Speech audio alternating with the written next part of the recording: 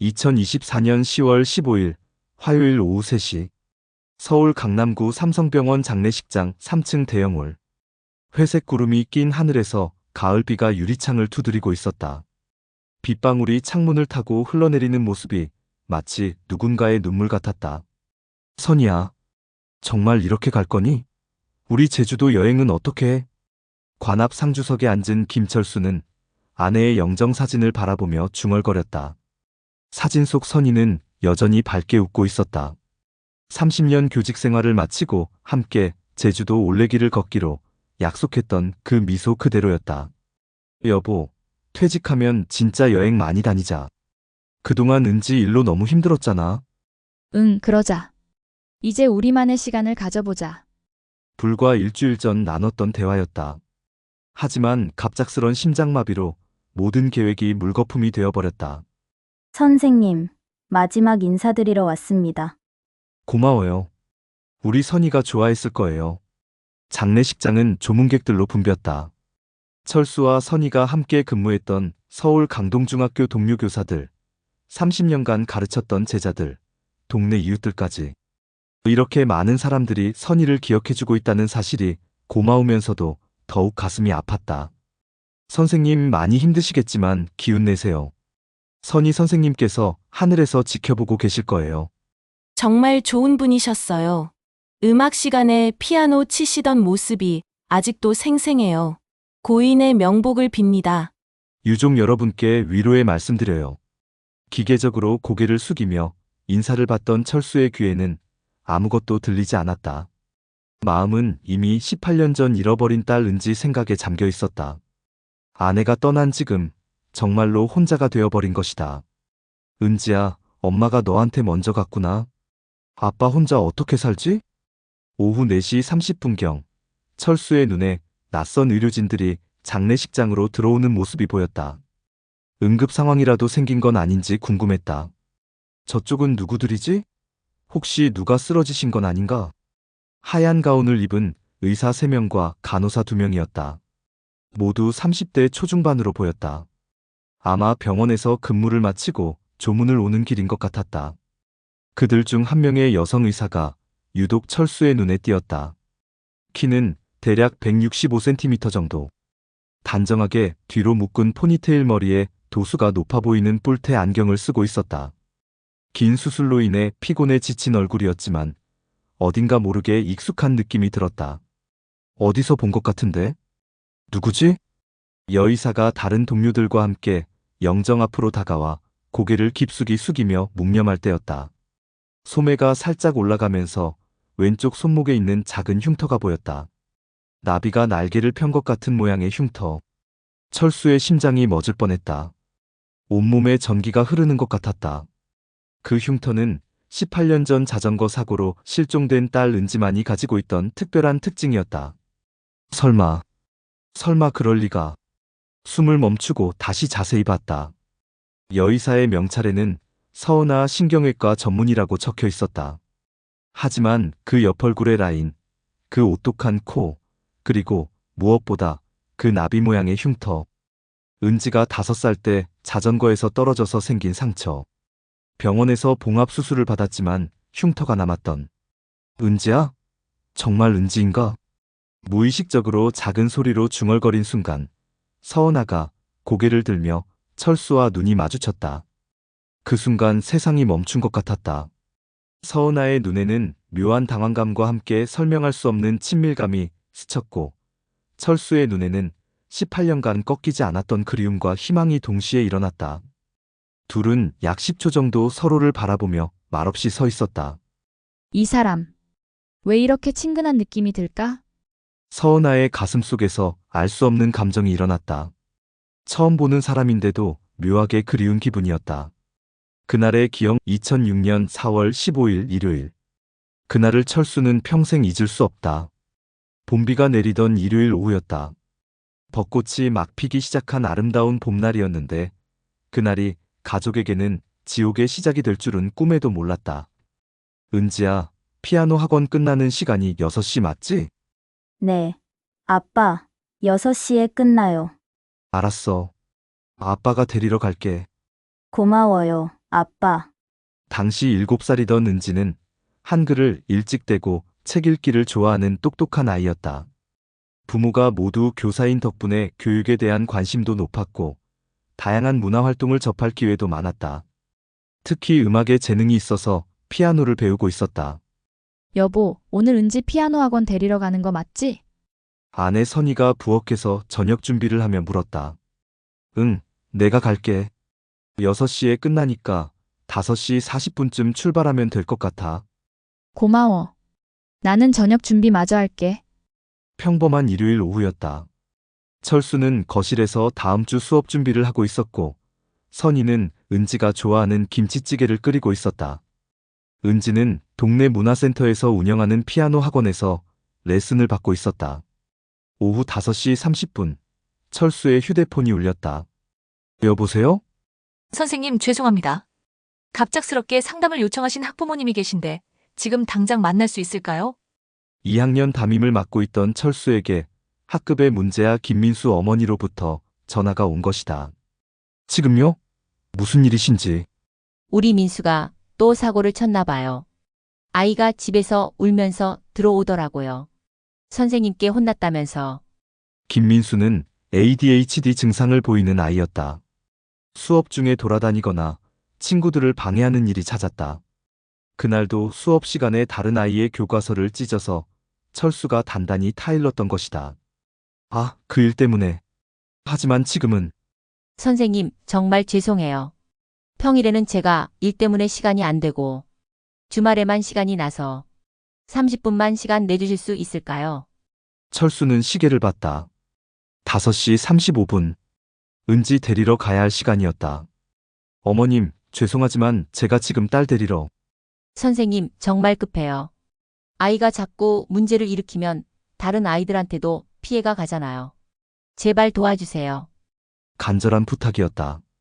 김민수 어머니는 혼자서 아이를 키우는 싱글맘이었고 아이의 문제 때문에 늘 스트레스를 받고 있었다. 철수도 교사로서 그 마음을 이해할 수 있었다. 그럼 딸한테 연락해보고 다시 전화드릴게요. 은지에게 전화를 걸었다. 은지야, 아빠야. 네. 아빠. 미안해. 아빠가 30분 정도 늦을 것 같아. 급한 일이 생겨서. 괜찮아요, 아빠. 은지의 밝고 씩씩한 목소리였다. 혼자 집에 올 수 있겠어? 아니면 학원에서 좀 더 기다릴까? 저 벌써 큰 아이예요. 혼자 올 수 있어요. 은지는 학원에서 집까지 걸어서 15분 거리를 몇 번 혼자 와본 적이 있었다. 길도 복잡하지 않고 큰 도로만 건너면 되는 단순한 코스였다. 그럼 정말 조심해서 와.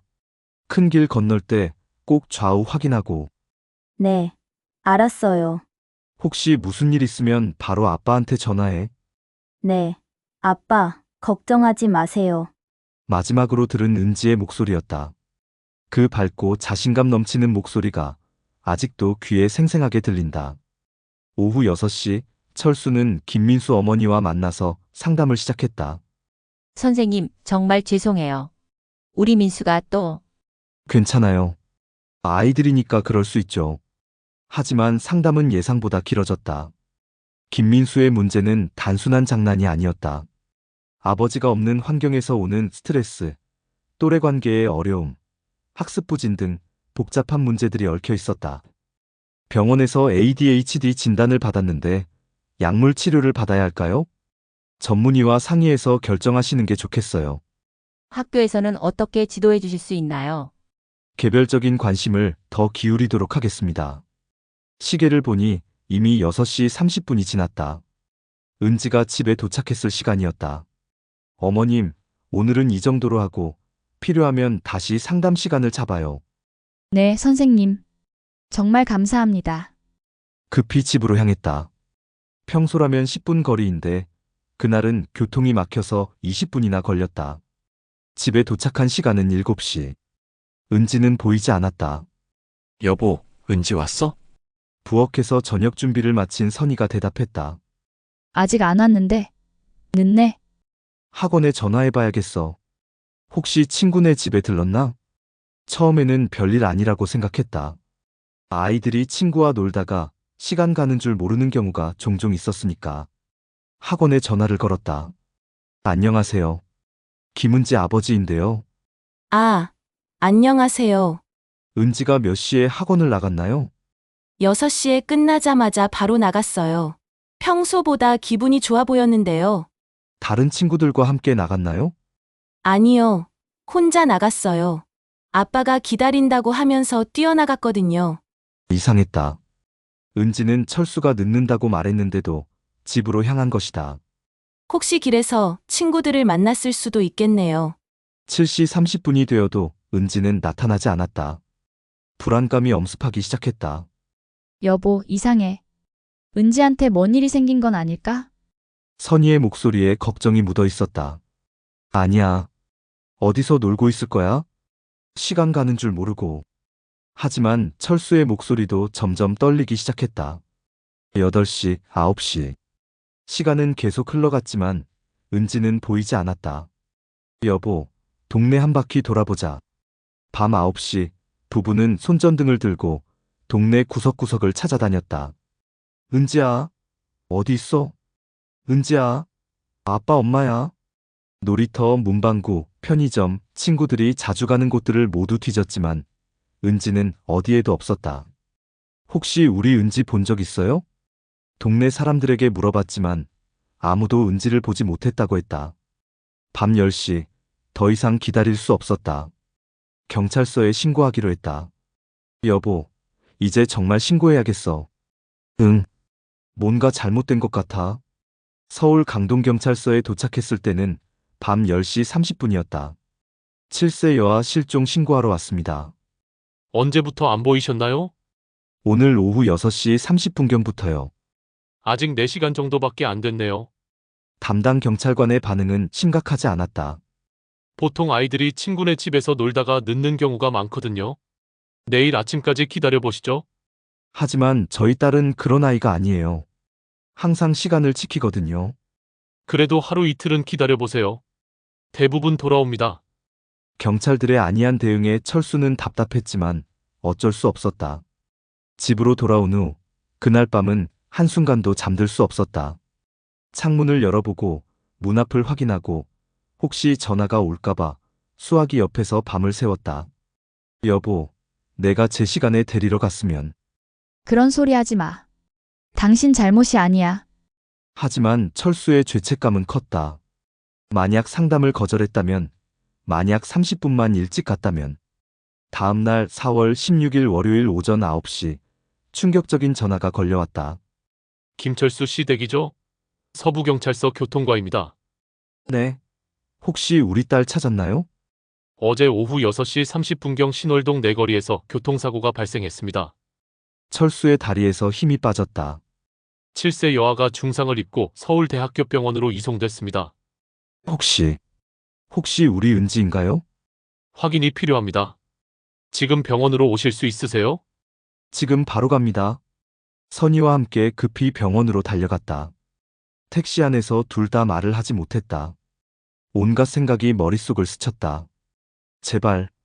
제발 우리 은지가 아니었으면. 하지만 시간이 정확히 맞아. 사람만 있으면 돼. 제발 사람만 있어라. 서울대 병원 응급실에 도착했을 때는 오전 10시였다. 담당 의사를 만나서 환자 상태를 들었다.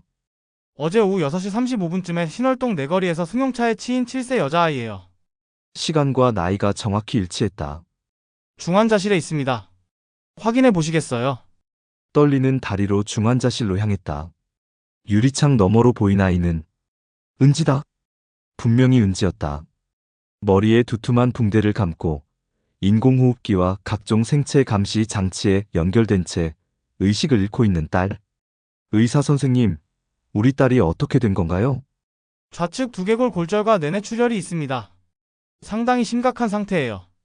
담당 의사의 표정이 어두웠다. 살 수 있나요? 지금으로서는 장담할 수 없습니다. 72시간이 고비가 될 것 같습니다. 그 말을 듣는 순간 선희가 주저앉았다. 내 딸, 내 은지. 철수도 다리에 힘이 빠져 벽에 기댔다. 만약 자신이 제 시간에 데리러 갔다면, 단 30분만 일찍 갔다면, 사고는 어떻게 난 건가요? 목격자에 따르면 아이가 갑자기 차도로 뛰어들었다고 합니다. 뛰어들었다고요? 네. 마치 누군가를 찾는 것처럼 두리번거리다가 아마 아빠를 찾다가 사고를 당한 것 같았다. 철수의 가슴이 찢어질 것 같았다. 제발, 제발 살려주세요. 의료진에게 간곡히 부탁할 수밖에 없었다. 기적 같은 회복과 또 다른 비극. 사흘 밤낮을 중환자실 앞에서 지샌 후 기적이 일어났다. 4월 19일 목요일 오전, 은지가 눈을 뜬 것이다. 아빠, 약한 목소리였지만 분명히 철수를 부르는 소리였다. 은지야, 아빠야. 눈물이 쏟아졌다. 72시간의 사투 끝에 딸이 의식을 되찾은 것이다. 여기가 어디예요? 병원이야, 은지야. 목소리는 약했지만 또렷했다. 다행히 언어 중추에는 큰 손상이 없는 것 같았다. 아픈 데는 없어? 어디가 아파? 머리가 아파요. 그리고 몸이 무거워요. 하지만 곧 이상한 점을 발견했다. 은지야, 아빠를 몰라. 은지가 철수를 멍하니 바라볼 뿐이었다. 눈빛에 친밀감이 없었다. 엄마는?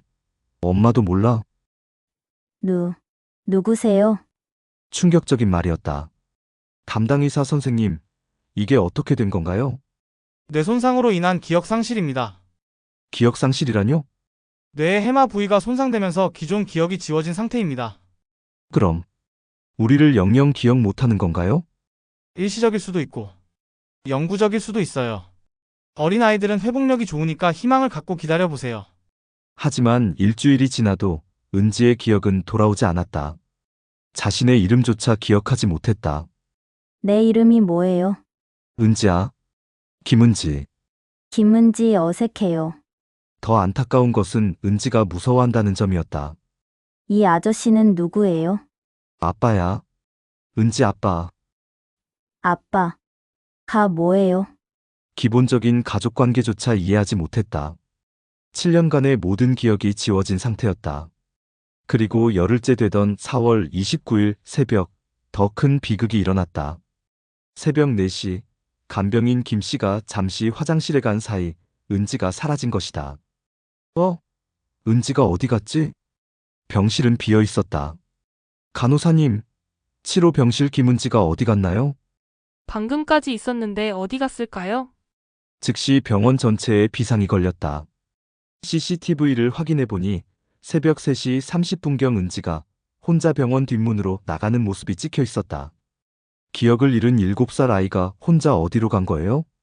끔찍한 상상들이 머릿속을 스쳤다. 기억을 잃은 상태에서 혼자 나갔다가 또 다른 사고를 당했을 수도 있고 나쁜 사람들에게 유괴당했을 수도 있었다. 일일이 실종 신고합니다. 경찰, 소방서, 자원봉사자들까지 총동원된 수색 작업이 시작됐다. 하지만 은지는 찾을 수 없었다. 7살 아이가 새벽에 혼자 어디로 갔을까요? 병원복을 입고 있어서 눈에 띌 텐데. 혹시 기억이 돌아와서 집으로 가려고 한 건 아닐까요? 온갖 가능성을 생각하며 찾아다녔지만 단서조차 찾을 수 없었다. 그날부터 철수와 선희의 지옥 같은 시간이 시작됐다.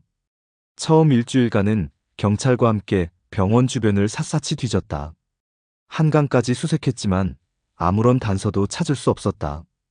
혹시 기억을 잃은 상태에서 다른 지역으로 갔을 가능성은 없을까요? 그럴 수도 있습니다. 전국적으로 수배령을 내렸어요. 하지만 한 달이 지나도 소식이 없었다. 정말 이상해요. 7살 아이가 병원복을 입고 있으면 누군가 신고했을 텐데. 혹시 옷을 갈아입었거나 다른 사람이 데려갔을 수도 있습니다. 두 번째 달부터는 전국의 고아원, 보육원, 사회복지시설을 직접 찾아다니기 시작했다. 혹시 이 아이 본 적 있나요? 은지의 사진을 들고 다니며 물어봤지만 답은 항상 같았다. 죄송해요. 본 적이 없는 것 같은데요. 기억을 잃은 상태라서 이름이나 주소를 모를 수도 있어요. 그래도 얼굴은 기억날 텐데. 모르겠네요. 세 번째 달부터는 전단지를 만들어 뿌렸다. 실종 아동을 찾습니다. 이름 김은지 7세. 특징 왼쪽 손목에 나비 모양 흉터.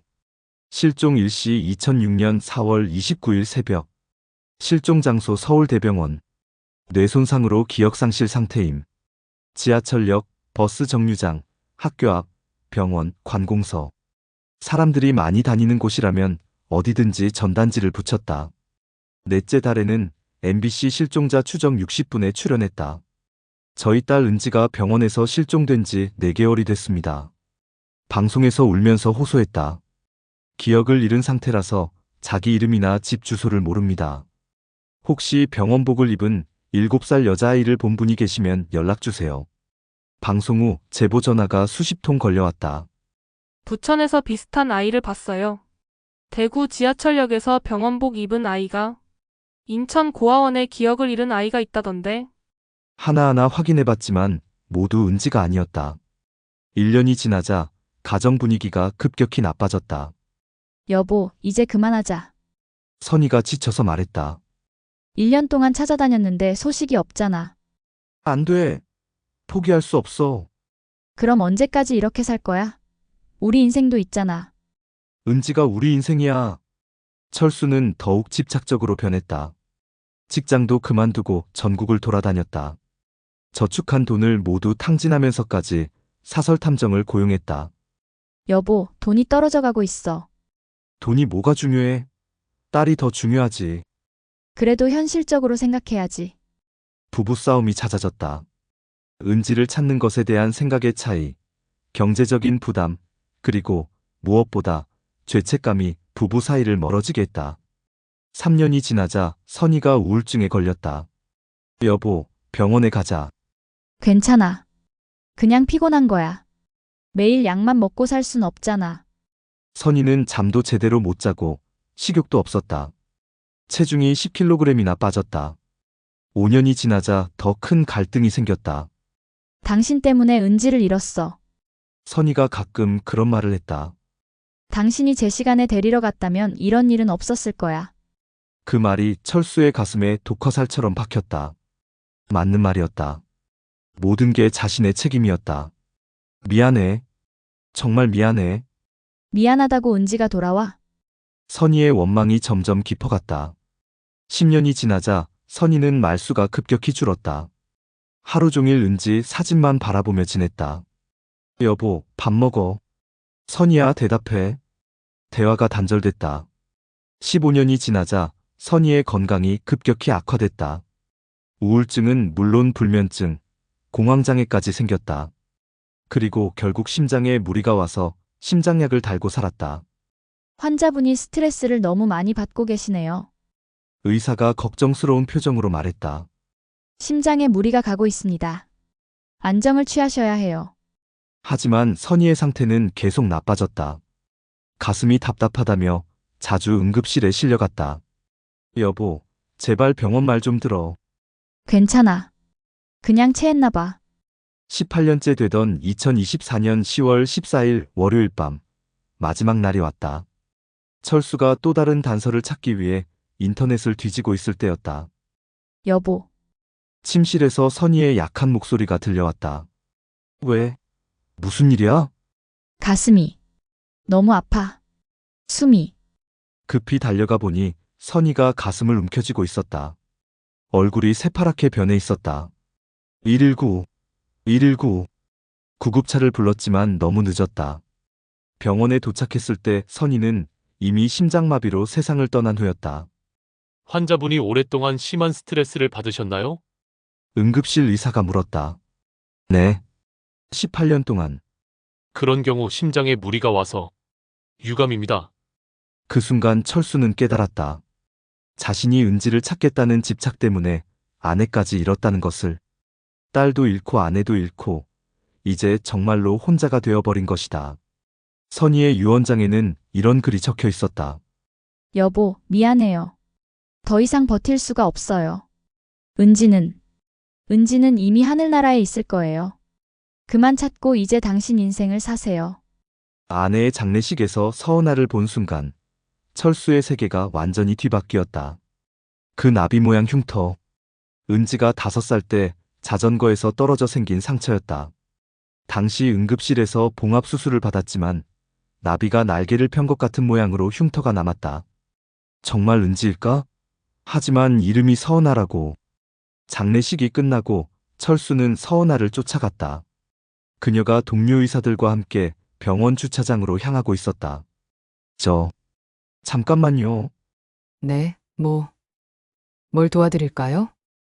서은아는 당황한 표정이었다. 상주가 갑자기 자신을 부른 이유를 모르겠다는 듯 했다. 혹시 왼쪽 손목에 있는 그 흉터, 어떻게 생긴 건가요? 갑작스런 질문에 서은아가 손목을 내려다봤다. 이거요? 어릴 때 생긴 건데. 정확히는 기억이 안 나요. 기억이 안 난다고요? 철수의 심장이 빠르게 뛰기 시작했다. 네, 저 어릴 때 사고로 기억을 많이 잃었거든요. 바로 그 말이었다. 기억상실. 혹시 몇 살 때 사고를 당하셨나요? 7살 때라고 들었어요. 교통사고로 머리를 다쳤다고. 모든 조건이 일치했다. 7살 교통사고, 기억상실, 그리고 나비 흉터. 그럼 성함이 어떻게 되세요? 서운아예요. 서울서자의 은혜은 아름다우라. 근데 왜 이런 걸 물어보시는지. 철수는 더 이상 참을 수 없었다. 혹시 김은지라는 이름 들어본 적 있나요? 그 순간 서은아의 표정이 완전히 변했다. 놀라움과 동시에 묘한 친밀감이 스쳤다. 어떻게 그 이름이 왜 이렇게 그리운 거죠? 정말 당신이 내 딸 은지인 것 같아요. 충격적인 고백이었다. 저를 딸이라고요? 18년 전에 잃어버린 딸. 당신과 나이도 같고 사고당한 시기도 같고. 서은아는 말을 잇지 못했다. 갑작스런 상황에 혼란스러웠다. 며칠 후 둘은 조용한 카페에서 다시 만났다.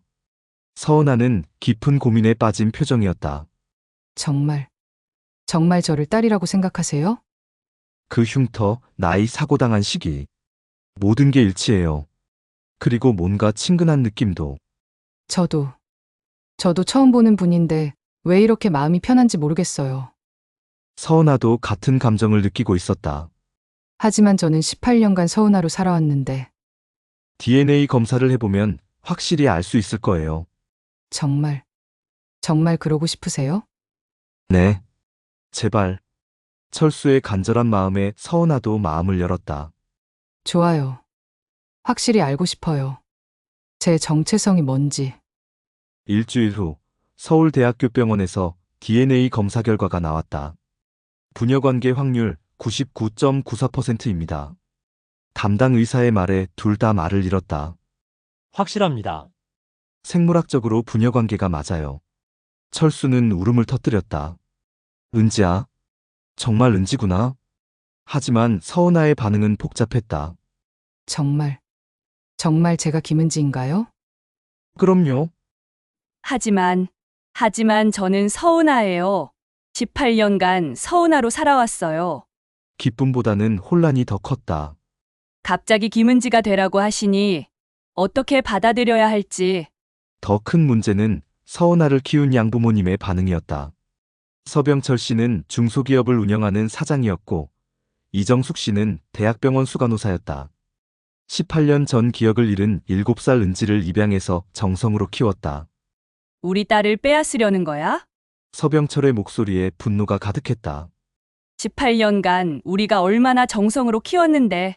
그런 게 아닙니다. 다만 뭐, 갑자기 나타나서 친아버지라고? 이정숙도 마찬가지였다. 은하를 의대 보내는데 얼마나 고생했는지 알아요? 등록금만 해도 1억이 넘는데. 돈 문제가 아니라. 그럼 뭐예요? 18년간 키운 정을 뭘로 보는 거예요? DNA 검사까지 받고 이게 말이 돼요? 양부모님의 분노는 당연했다. 갑자기 나타난 친아버지가 DNA 검사까지 하면서 딸을 찾는다고 하니 받아들이기 어려웠을 것이다. 은하야, 정신 차려라. 양어머니 이정숙이 서은아를 불렀다. 그 사람이 정말 내 친아버지라고 쳐도 지금 와서 뭘 해준다는 거니? 어머님, 18년간 우리가 키웠는데 이제 와서 아버지 노릇하겠다고? 그런 게 아니라. 아니라고? 그럼 뭐야? 혈연이 그렇게 중요해? 더욱 상처가 되는 말도 들렸다. 솔직히 말해봐. 그 사람한테서 뭘 바라는 거야? 돈, 재산? 그런 게 절대 아니에요. 그럼 뭔데? 피가 섞였다고 해서 갑자기 가족이 되는 거야? 양부모님의 말은 점점 날카로워졌다. 우리가 18년간 키운 정성을 생각해봐라. 가장 힘든 건 서운하였다. 정말 어떻게 해야 할지 모르겠어요. 병원 휴게실에서 만난 서은아는 깊은 고민에 빠져 있었다. 양부모님은 화내시고 병원에서는 이상한 소문이 나기 시작했어요.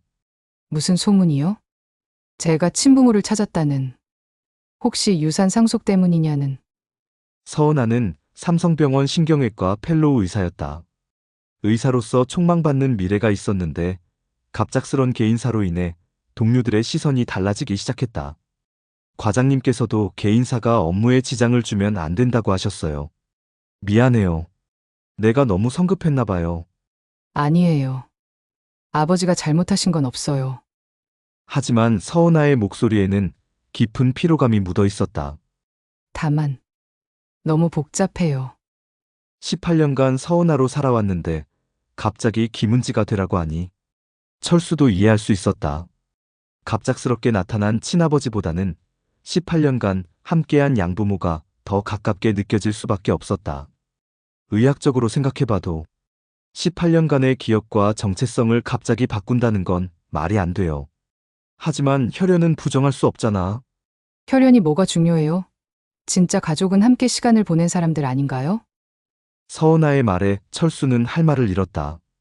맞는 말이었다.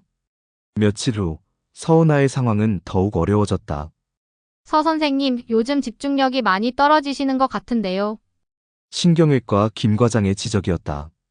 어제 수술에서도 평소와 다른 모습을 보이셨고, 혹시 개인적인 문제가 있으신가요? 죄송합니다. 앞으로 주의하겠습니다.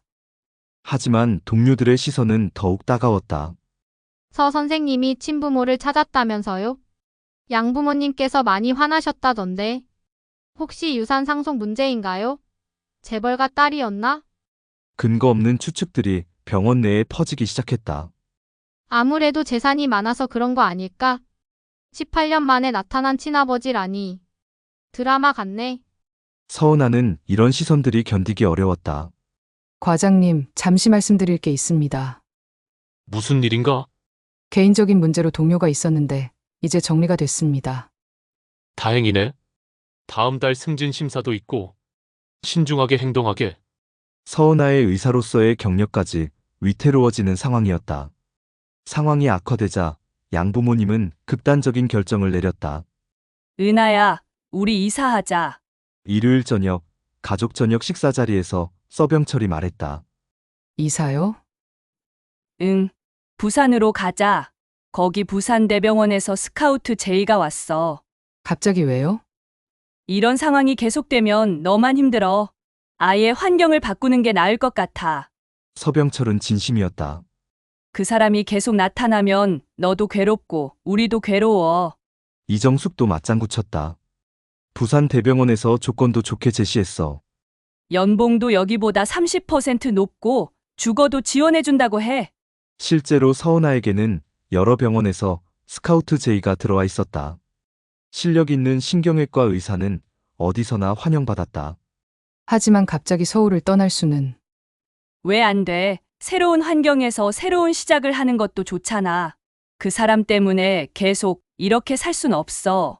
양부모님은 서은아를 아예 다른 도시로 데려가려고 했다.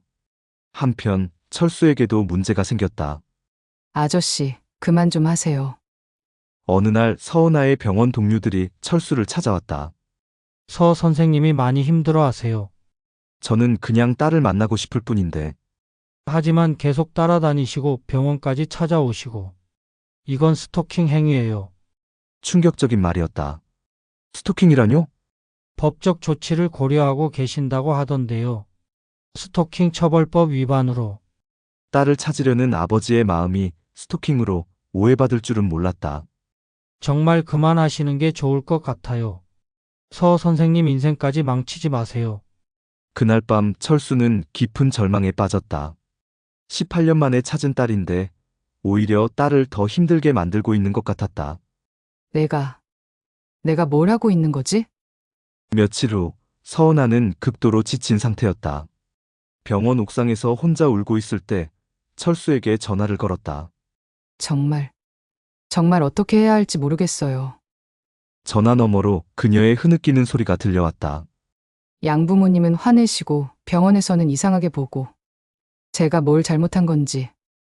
은하야, 내 잘못이 아니야. 그럼 누구 잘못이에요? 아버지도 힘드시고 저도 힘들고. 이게 맞는 건가요? 서은아의 절규가 철수의 가슴을 찔렀다. 차라리 제가 몰랐다면 아무도 다치지 않았을 텐데. 그런 말 하지 마. 하지만 현실이잖아요. 저 때문에 모든 게 꼬였어요. 서은아의 목소리에서 깊은 자책감이 느껴졌다. 처음엔 궁금했어요. 제 진짜 정체가 뭔지. 하지만 이렇게까지 될 줄은 몰랐어요. 철수도 마음이 아팠다. 딸을 찾겠다고 시작한 일이 오히려 딸을 더 불행하게 만들고 있었다. 며칠 후 철수는 서은아에게 마지막 만남을 제안했다. 은하야, 마지막으로 한 번만 만나자. 김 선생님, 이제 정말. 부탁이야.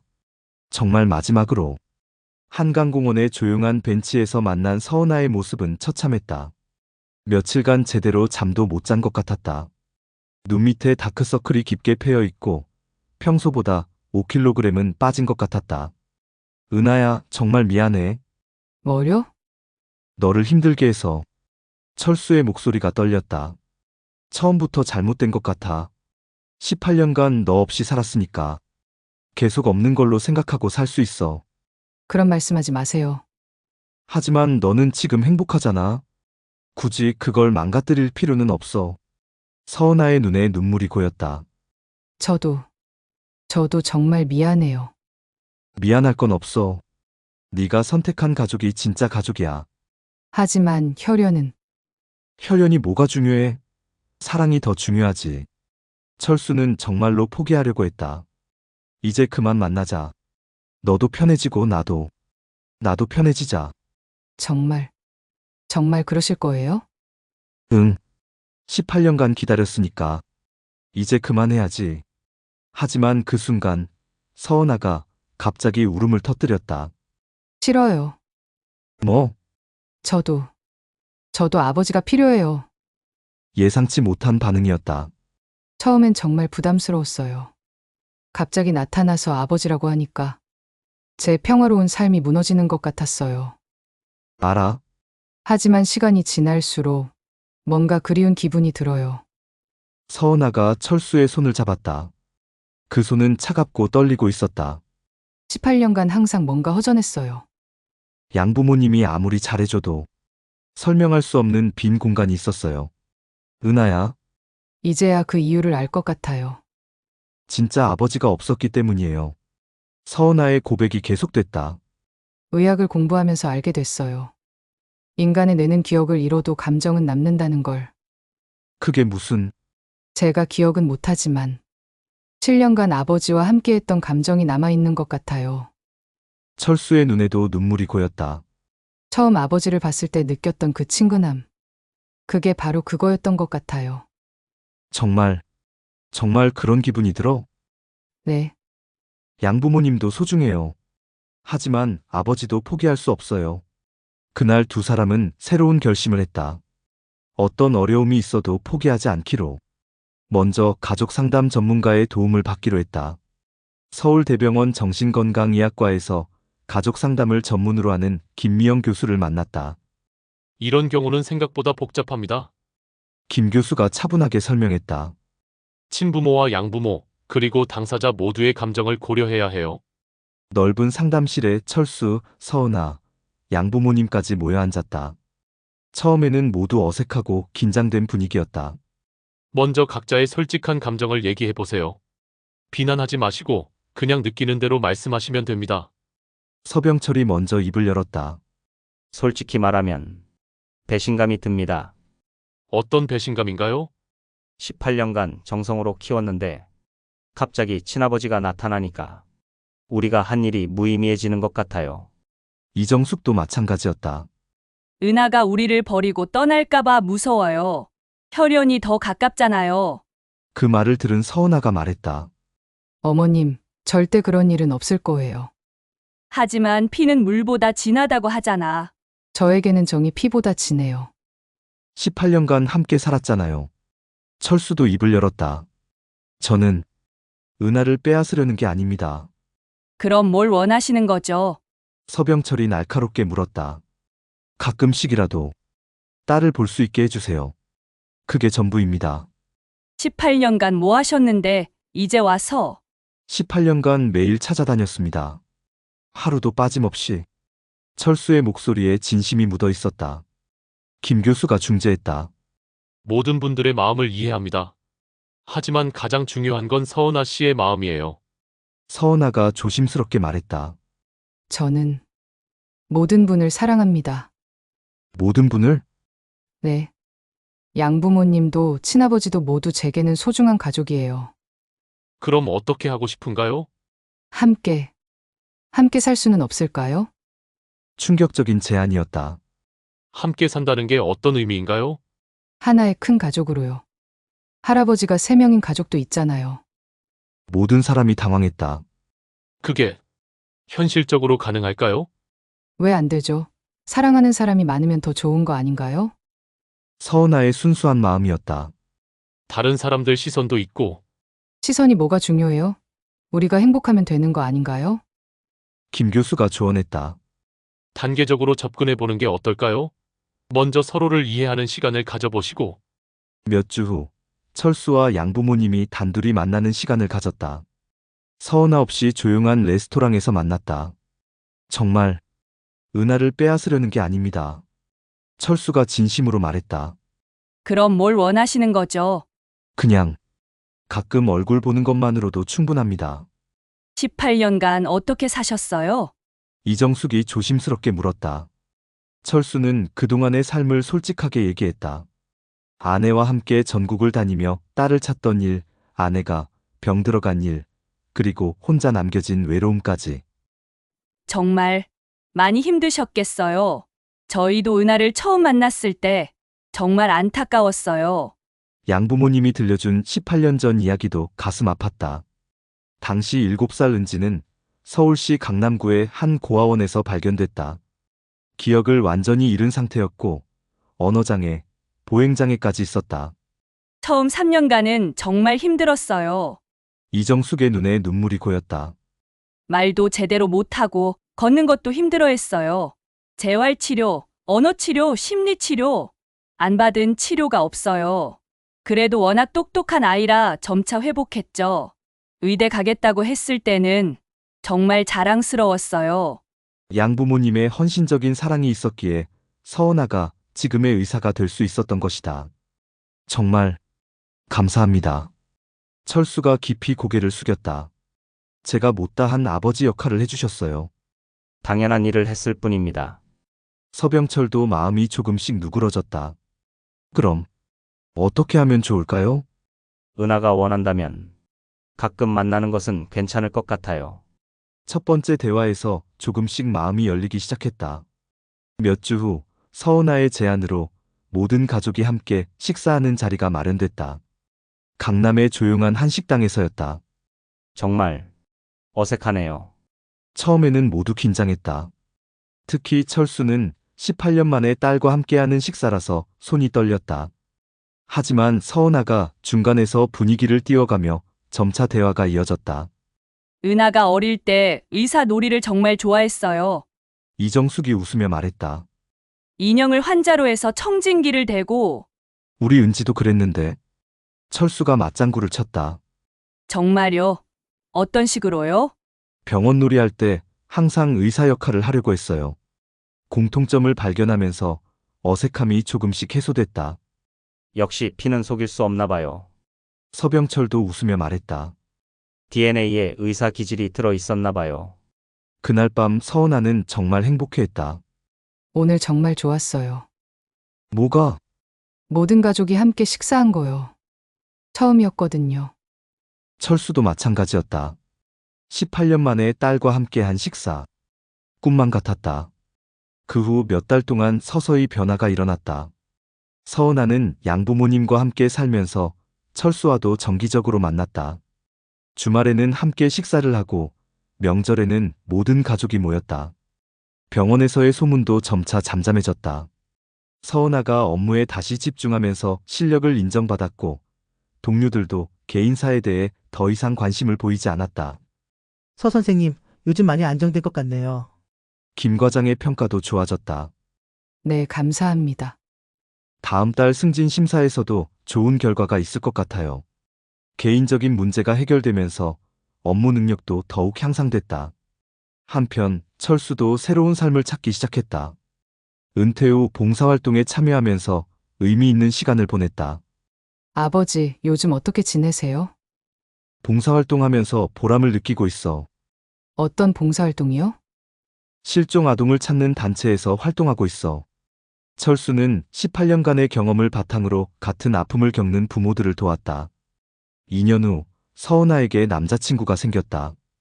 같은 병원 정형외과 의사인 박준호였다. 아버님들께 인사드리고 싶어요. 서은아가 말했다. 아버님들? 준호는 처음엔 당황했다. 네, 아버지가 두 분이세요. 두 분? 복잡한 사연이 있어요. 사정을 듣고 나서 준호는 오히려 감동했다. 정말 특별한 가족이네요. 사랑을 많이 받고 자란 거군요. 양가 상견례도 독특했다. 신부 측의 아버지가 2명이었으니까. 처음 보는 경우네요. 준호의 부모님도 신기해했다. 하지만 은하 씨가 정말 밝고 따뜻해 보이네요. 사랑을 많이 받고 자란 아이들이 더 좋은 사람이 되죠. 모두 서은아와 준호의 만남을 축복해줬다. 결혼 준비 과정에서도 특별한 일들이 많았다. 버진로드를 누구와 함께 걸을까요? 서은아의 고민이었다. 둘 다 함께 걸으면 안 될까요? 그게 가능할까? 제가 주례 선생님께 말씀드려 볼게요. 결국 특별한 형태로 진행하기로 했다. 신부가 두 아버지와 함께 입장하겠다고요? 주례 목사님도 처음 듣는 경우였다. 네. 양아버지와 친아버지가 모두 계세요. 아, 그런 사연이. 좋은 일이네요. 사랑을 많이 받는 결혼이군요. 드디어 결혼식 날이 왔다. 2026년 5월 15일 서울 강남의 그랜드 호텔에서였다. 가장 특별한 순간은 버질로드였다. 서은아가 두 아버지와 함께 걸어 들어오는 모습. 왼쪽에는 서병철, 오른쪽에는 철수. 참석한 300여 명의 하객들이 모두 감동의 눈물을 흘렸다. 정말 아름다운 광경이네요. 가족의 진정한 의미를 보는 것 같아요. 사랑이 이런 기적을 만드는군요. 주례사도 특별했다. 오늘 우리는 혈연을 넘어선 진정한 가족의 의미를 봅니다. 목사님의 감동적인 주례사가 이어졌다. 사랑으로 맺어진 가족, 시간을 넘어선 가족, 그리고 용서와 화해로 완성된 가족의 모습을.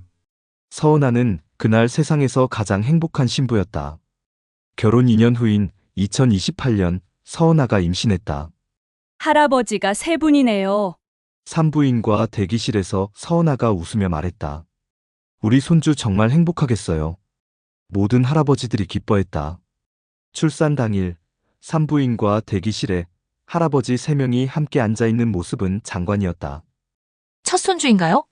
간호사가 물었다. 네, 모두 첫 손주예요. 할아버지가 세 분이세요? 네, 복잡한 사연이 있어요.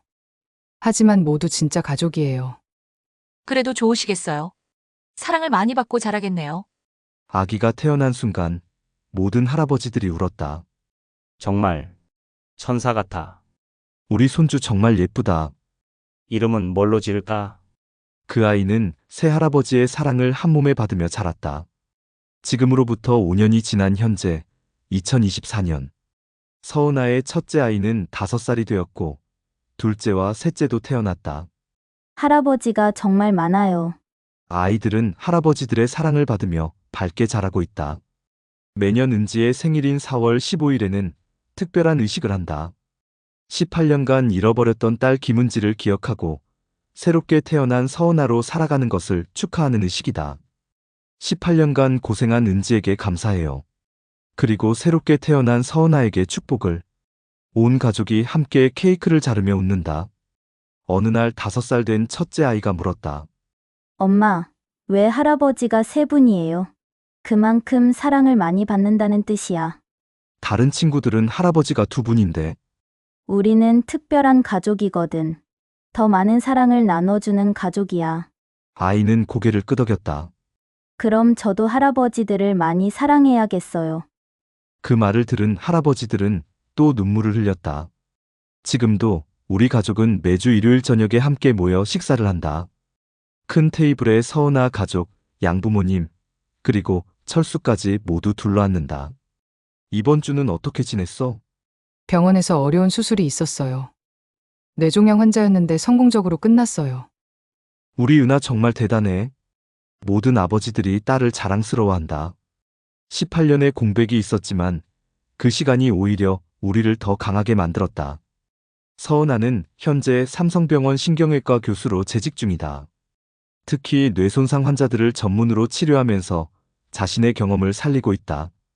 의사 선생님께서 특별히 신경 써주시는 것 같아요. 환자 가족들이 고마워한다. 저도 비슷한 경험이 있어서요. 희망을 잃지 마세요. 서은아는 자신의 과거를 숨기지 않는다. 오히려 희망의 메시지로 전달한다.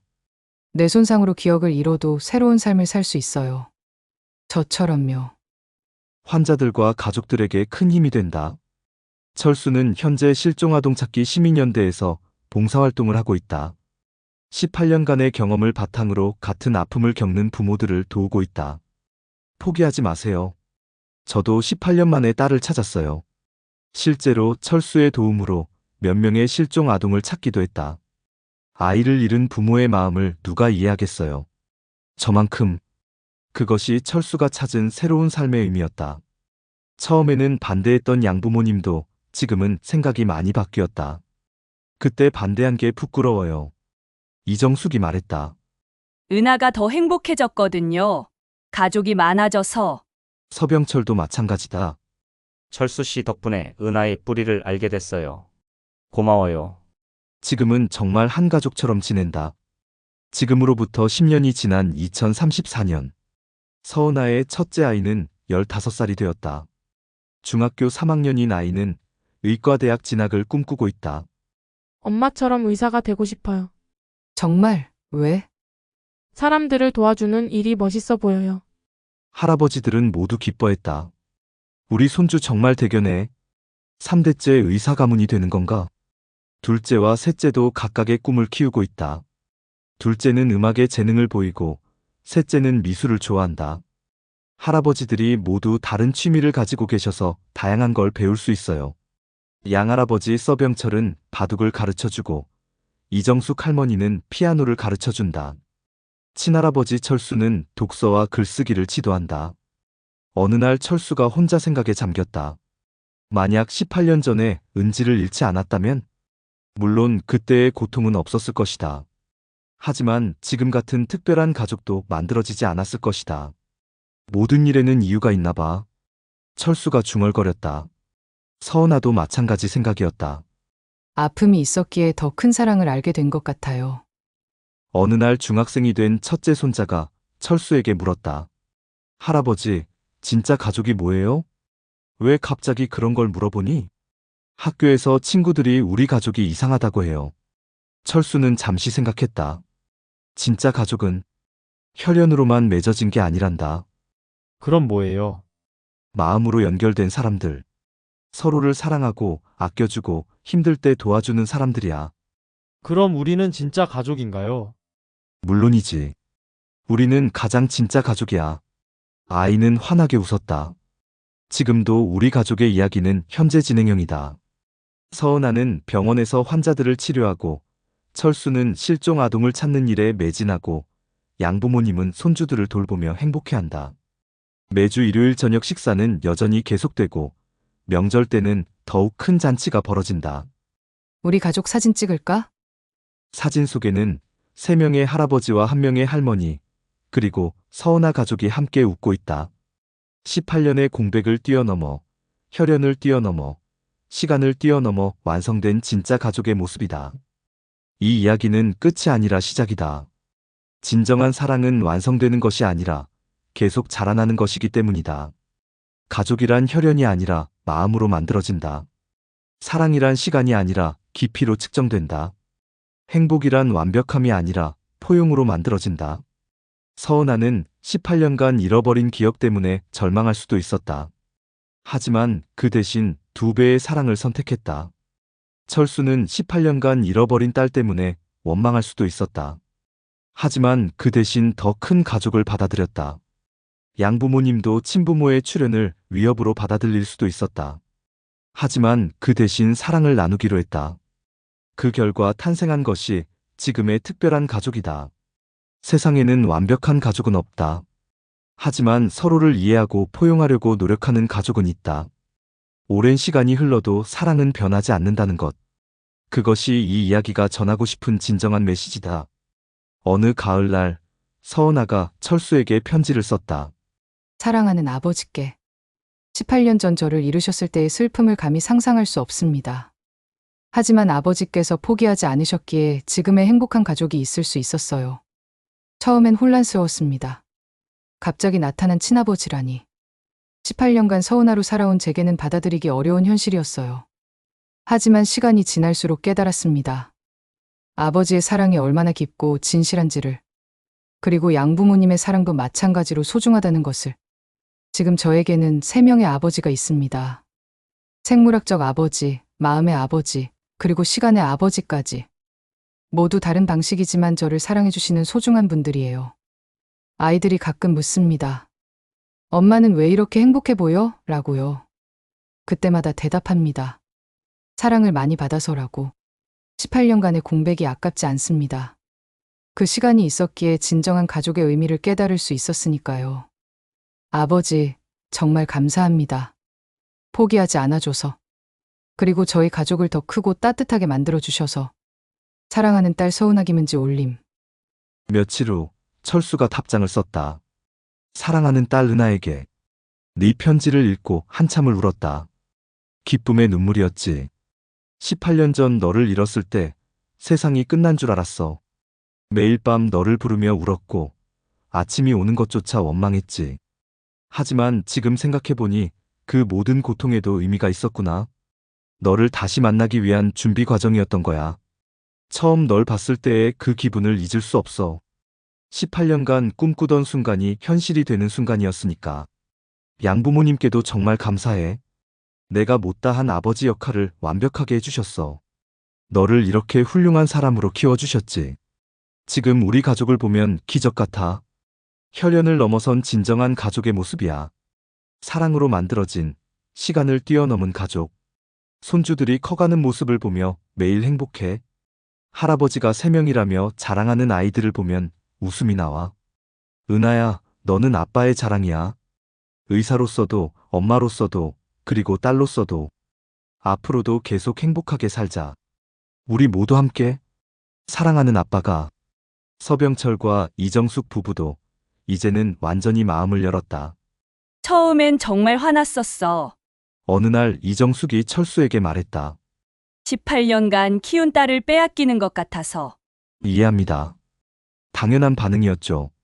하지만 지금은 고마워요. 은하가 더 완전해진 것 같거든요. 완전해졌다니요? 네. 18년간 뭔가 부족해 보였는데 이제는 정말 행복해 보여요. 서병철도 마찬가지였다. 사실 은하가 어릴 때부터 가끔 우울해하곤 했거든요. 그랬나요?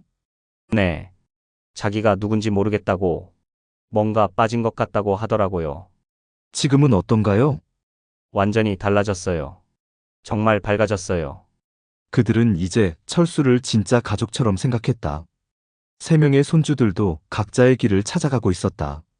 첫째 15살 민준이는 의대 진학을 꿈꾸며 열심히 공부하고 있다.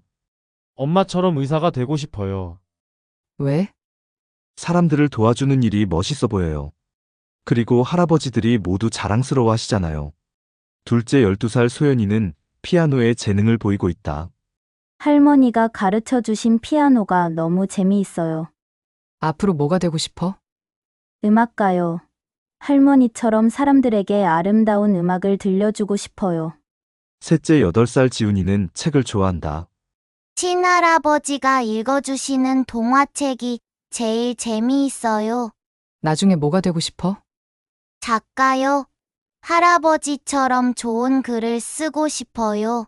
우리 가족만의 특별한 전통들이 생겼다.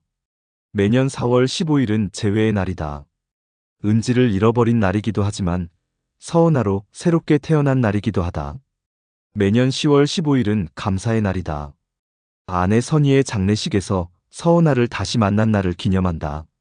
매주 일요일 저녁은 가족의 시간이다. 모든 가족이 모여서 한 주간의 이야기를 나눈다. 매달 첫째 주 토요일은 추억의 날이다. 서은아의 어린 시절 사진을 보며 잃어버린 시간을 함께 채워간다. 우리 가족의 이야기는 언론의 주목을 받기도 했다. 정말 드라마 같은 이야기네요. 한 방송국에서 다큐멘터리 제작을 제안했다. 많은 사람들에게 희망을 줄 수 있을 것 같아요. 하지만 서은아는 정중히 거절했다. 저희는 그냥 평범한 가족이에요. 특별할 건 없어요. 하지만 18년 만에 재회라니. 가족이면 당연한 거 아닌가요? 서로 찾고 사랑하는 거. 서은아는 자신의 경험을 살려 뇌손상 환자들을 위한 봉사활동을 꾸준히 하고 있다. 기억을 잃는다고 해서 인생이 끝나는 건 아니에요. 환자 가족들에게 희망의 메시지를 전한다. 저도 7살 때 모든 기억을 잃었지만 지금 이렇게 행복하게 살고 있어요. 정말요? 어떻게 극복하셨나요? 사랑하는 사람들이 있었기 때문이에요. 기억은 잃어도 사랑은 남아있거든요.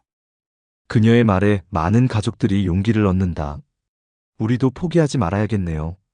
네, 절대 포기하지 마세요. 사랑의 힘은 기억보다 강하니까요. 철수는 여전히 실종아동을 찾는 활동을 계속하고 있다. 포기하지 마세요. 18년이 걸렸지만 저도 딸을 찾았어요. 그의 경험담은 많은 부모들에게 희망을 준다. 정말 18년을 어떻게 버티셨어요? 사랑 때문이에요. 포기할 수 없는 사랑 때문에.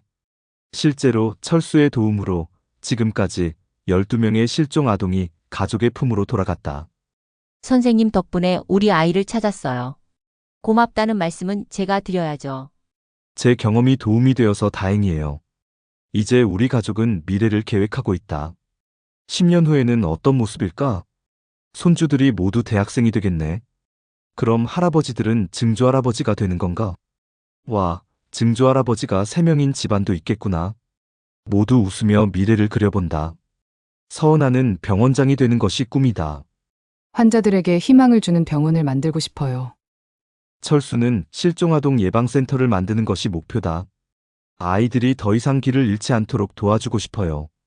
양부모님은 손주들이 성공하는 것을 보는 것이 소원이다. 우리 손주들이 모두 훌륭한 사람이 되면 좋겠어.